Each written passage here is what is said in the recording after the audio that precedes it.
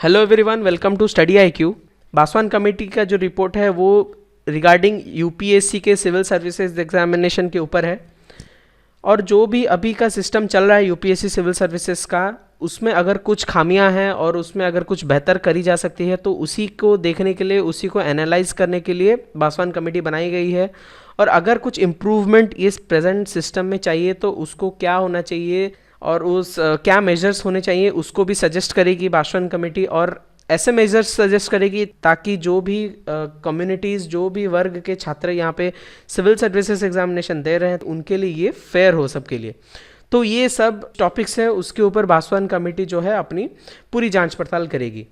Baswan committee report के बारे में इंग्लिश में भी मैंने वीडियो बनाया था, जो कि लगभग 5-6 डेज़ हो गया है उसको। और मैं थोड़ा बिजी रह गया था दूसरे कामों में, इसलिए मैं आज जाके फ्री हो पाया हूँ। इसलिए आपको ये हिंदी में इसका जो वीडियो है, बहुत सारे लोगों ने रिक्वेस्ट किया था, तो हिंदी में आपके लिए आज ये वीडियो लाया गया है स्टडी आईक्यू की तरफ से। अगर आपको स्टडी आईक्यू के वीडियोस पसंद हैं तो वैसे यूट्यूब पे आप इनको लाइक, शेयर, कमेंट और सब्सक्राइब भी कर सकते हैं। और नमस्कार, मैं रोहित हूँ, मैं डॉक्टर गौरव का एक स्टूडेंट हूँ और मैं आज आपको बासवान कमेटी रिपोर्ट के बारे में कुछ बताने वाला हूँ। देखिए, बासवान कमेटी के रिपोर्ट के बारे में बहुत सारे स्पेकुलेशंस चल रही हैं, क्योंकि बासवान कमेटी का जो रिपोर्ट है वो अभी भी सीक्रेट रखा है यूपीएससी ने। तो इसीलिए बहुत सारे स्पेकुलेशंस हैं, डाउट्स है स्टूडेंट्स के माइंड में, इसीलिए स्टडी आईक्यू ने ये वीडियो लाने की सोची थी। ये रहा आपके लिए वीडियो, और चलिए शुरू करते हैं आज का टॉपिक। यहाँ पे जिनकी फ़ोटो आप देख सकते हैं, ये हैं श्री BS बासवान, जो कि ये बासवान कमेटी के चेयरमैन रहे हैं और ये फॉर्मर HRD सेक्रेटरी भी रहे हैं और ये एक रिटायर्ड IAS ऑफिसर हैं।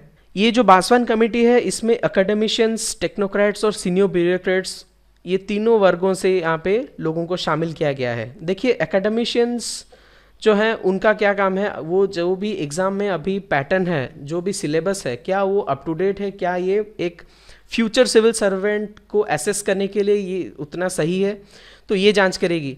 टेक्नोक्रेट्स और सीनियर ब्यूरोक्रेट्स ये क्या करेंगे, अपने जो फील्ड वर्क हैं क्या उसी को ध्यान में रखते हुए जो भी सिविल सर्विसेज के एग्ज़ाम्स दे रहे हैं कैंडिडेट्स या फिर जो सिलेक्ट हो रहे हैं, क्या वो वही जॉब के जो रिक्वायरमेंट्स हैं उनको सेटिस्फाई कर पाएंगे। तो इन्हीं बहुत सारे मल्टी एंगल से ये लोग अप्रोच करके इसको एनालाइज करेंगे, और अगर कुछ खामियां हैं, कुछ सजेशंस हैं, तो ये लोग इनको सजेस्ट करेंगे गवर्नमेंट को, ताकि ये जो सिविल सर्विसेज का एग्ज़ाम है वो और रिफाइन हो सके।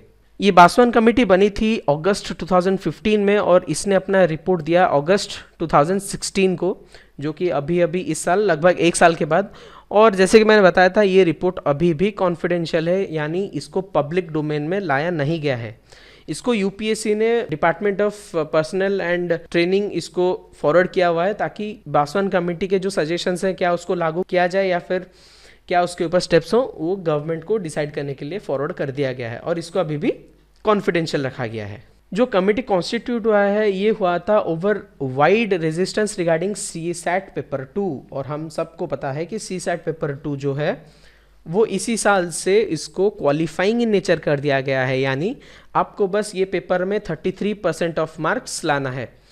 जो CSAT पेपर 2 का स्कोर, आपको प्रीलिम्स का जो भी स्कोर गिना जाएगा या फिर कट ऑफ सेट किया जाएगा, उसमें CSAT पेपर 2 का स्कोर जो है ऐड नहीं किया जाएगा। ये हुआ भी सही के लिए, क्योंकि बहुत सारे नॉन इंग्लिश बैकग्राउंड के स्टूडेंट्स जो भी सिविल सर्विसेज दे रहे हैं, ये उनके लिए अनफेयर हो जा रहा था, क्योंकि CSAT पेपर 2 एक बेसिकली इंग्लिश में सेट किया गया पेपर था। तो इसीलिए CSAT पेपर 2 को इसी साल से क्वालिफाइंग इन नेचर कर दिया गया है। दूसरा है, the committee has to look into various aspects and suggest necessary changes in this regard. Various aspects in the sense, देखिए एग्जाम के बहुत सारे वर्गों के स्टूडेंट्स हैं और सबको किसी न किसी रूप से डिफिकल्टीज फेस करनी पड़ती है। तो कैसे इन सारे एस्पेक्ट्स को एक लेवल में देख के अगर ऐसे कुछ उपाय निकाला जाए ताकि हर वर्ग का या फिर हर मीडियम का जो छात्र एग्ज़ाम दे रहा है उसके लिए फेयर हो, सबके लिए फेयर हो, सबके लिए फेयर चांस मिले, और ये एग्ज़ाम इम्पार्शियल तरीके से उन्हीं एलिजिबल कैंडिडेट्स को ही सिलेक्ट करें। तो इसके बारे में ये लोग ये वेरियस एस्पेक्ट्स को जांच करेंगे और सजेस्ट करेंगे नेसेसरी चेंजेस। जो इसका रिपोर्ट है, ये जैसे मैंने बोला था कि यूपीएससी ने department of personal and training को फॉरवर्ड किया है, जो कि गवर्नमेंट ऑफ इंडिया का एक डिपार्टमेंट है, जो कि फाइनल डिसीजन लेगी, और ये रिपोर्ट को यूपीएससी ने सीक्रेट रखा हुआ है। वैसे कमेटी के सामने सिर्फ 4 ही पॉइंट्स हैं जो कि ये एग्जामिन या फिर इवेलुएट करेंगे। उनमें से पहला है कि evaluate the effectiveness of the existing scheme of the civil service examination, यानी जो अभी एग्जामिनेशन का पद्धति चल रहा है अभी, क्या वो जो भी कैंडिडेट सिलेक्ट होने चाहिए, वो कैंडिडेट्स में जो भी गुण होने चाहिए, क्या वो सभी गुण वो कैंडिडेट्स में है? क्या ये एग्ज़ाम इफ़ेक्टिवली एलिजिबल कैंडिडेट्स को नॉन एलिजिबल कैंडिडेट्स से सेपरेट आउट कर पा रहा है? तो इसी चीज़ को ये लोग इवेलुएट करेंगे। दूसरा है examine the plan of examination. अभी करंटली जैसे चल रहा है कि प्रीलिम्स होता है, फिर मेंस होता है, फिर पर्सनल इंटरव्यू राउंड होता है, तो क्या यही प्लान ऑफ एग्जामिनेशन सफिशिएंट है ये एग्जाम सिविल सर्वेंट्स को सिलेक्ट करने के लिए? तो इसी चीज़ का भी ये लोग एग्जामिनेशन करेंगे कि क्या ये 3 tier system of selection sufficient है एलिजिबल कैंडिडेट्स सिलेक्ट करने के लिए। तीसरा है suggest suitable eligibility criteria for students appearing for examination. और सबसे बड़ा मुद्दा यहाँ पे आता है एज लिमिट्स। अपर एज लिमिट जो है उसको घटा दिया जाएगा, लेकिन अभी तक कोई भी ऑफिशियल नोटिफिकेशन नहीं आया है और ना ही ये बासवान कमेटी रिपोर्ट को पब्लिक डोमेन में लाया गया है। तो मेरे ख्याल से कैंडिडेट्स को ज़्यादा स्पेक्यूलेट और डाउट में नहीं रहना चाहिए, और सिर्फ पब्लिक रिपोर्ट अगर आए फ्यूचर में तो उसी के ऊपर ही अपना कोर्स ऑफ एक्शन डिसाइड करना चाहिए। दूसरा मुद्दा है how many number of attempts should be allowed for a candidate. और ये तो आप जानते हैं कि कैटेगरी वाइज अलग अलग नंबर ऑफ अटेम्प्ट्स होता है, तो how many number of attempts should be ideal, वो क्या आइडियल होगा नंबर ऑफ अटेम्प्ट्स एक कैंडिडेट के लिए, उसको भी ये लोग इवेलुएट करेंगे। और तीसरा सबसे बड़ा मुद्दा है जो ऑलरेडी सिलेक्टेड कैंडिडेट्स हैं, क्या उनको रीअपियर करने की अनुमति देनी चाहिए इन सर्विस में रह के, या फिर उनको टोटली रिजाइन देना पड़ेगा, अपना जो प्रेजेंट जॉब है उसको फॉरगो करना पड़ेगा अंडर सिविल सर्विसेज, फिर से जाके ये एग्जाम में बैठना पड़ेगा।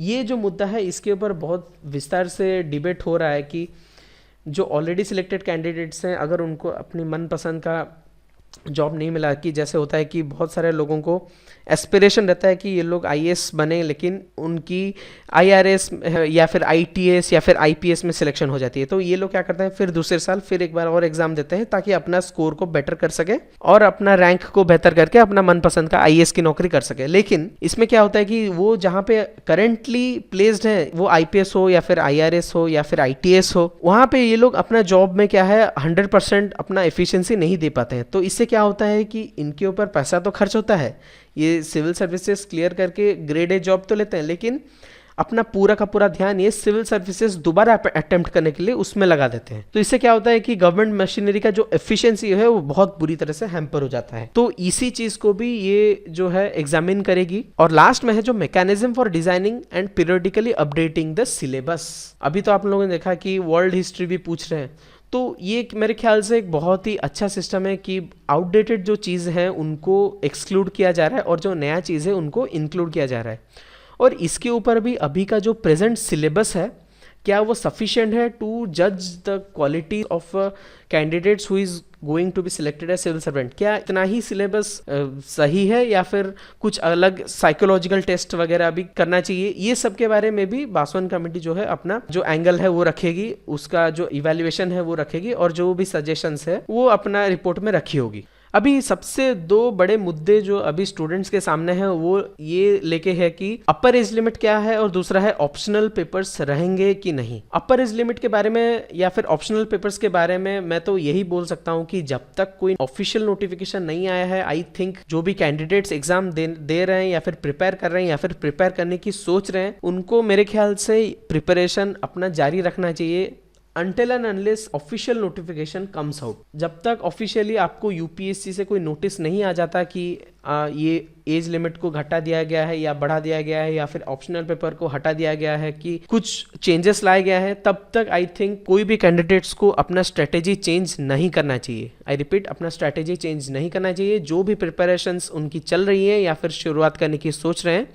प्लीज़ आप अपने जो भी डिसाइड किया गया प्लान है उसी पे चलें। अगर कुछ नोटिफिकेशन आता है तो स्टडी IQ में मैं प्रॉमिस करता हूं कि इसी के रिगार्डिंग एक और वीडियो हम लोग बनाएंगे कि जो भी चेंजेस हैं वो चेंजेस क्या हैं वो अच्छी तरह से आपको समझाने के लिए एक और नया वीडियो हम लोग बनाएंगे। तो प्लीज़ आप अभी जितना प्लानिंग में चल रहे हैं और जो भी रूटीन है उसी रूटीन पे टिके रहें और उसी रूटीन पे चलते रहें। तो thank you friends, this was all about Baswan committee report. मैं थोड़ा बहुत समझाने की कोशिश किया हूँ और जो भी डस्ट है उसको सेटल डाउन करने की कोशिश किया हूँ। और अगर फिर भी आपको कोई डाउट्स है तो आप हमको कमेंट्स में लिख के बता सकते हैं और वीडियो को लाइक शेयर कमेंट और शेयर ज़रूर करिएगा। And thank you.